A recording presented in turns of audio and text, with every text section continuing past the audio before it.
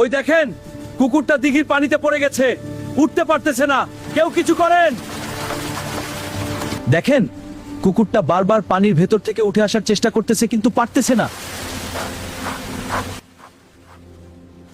দেখেন, পানির নিচে কিছু নড়তেছে। মনে হয় কুমিরটা কুকুরটার দিকে আসতেছে।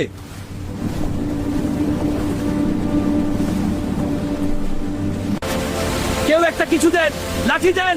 কুকুরটা ডুবে যাচ্ছে, বাঁচানোর চেষ্টা করি। আল্লাহ, কুকুরটা ভয় পেয়ে গেছে, পানির ভেতরেই ঘুরপাক খাচ্ছে, বের হতে পারতেছে না।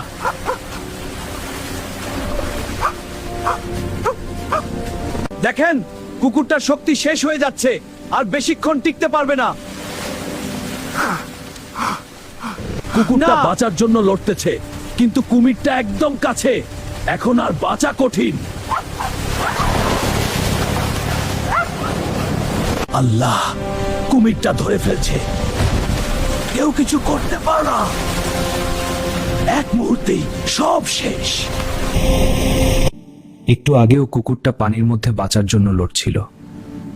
আমরা সবাই দেখলাম, কিন্তু কিছুই করতে পারলাম না। এই দৃশ্যটা ভুলার মতো না। জীবন কতটা অনিশ্চিত, এক মুহূর্তেই শেষ হয়ে যেতে পারে।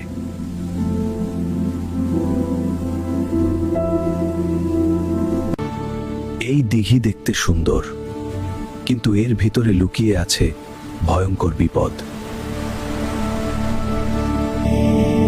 অসতর্ক হলে এমন ঘটনা আবারও ঘটতে পারে। সবাইকে সাবধান থাকতে হবে। এই ঘটনা আমাদের শিক্ষা দেয়, বিপজ্জনক জায়গায় কখনো অসতর্ক হবেন না। জীবন এক মুহূর্তেই শেষ হয়ে যেতে পারে।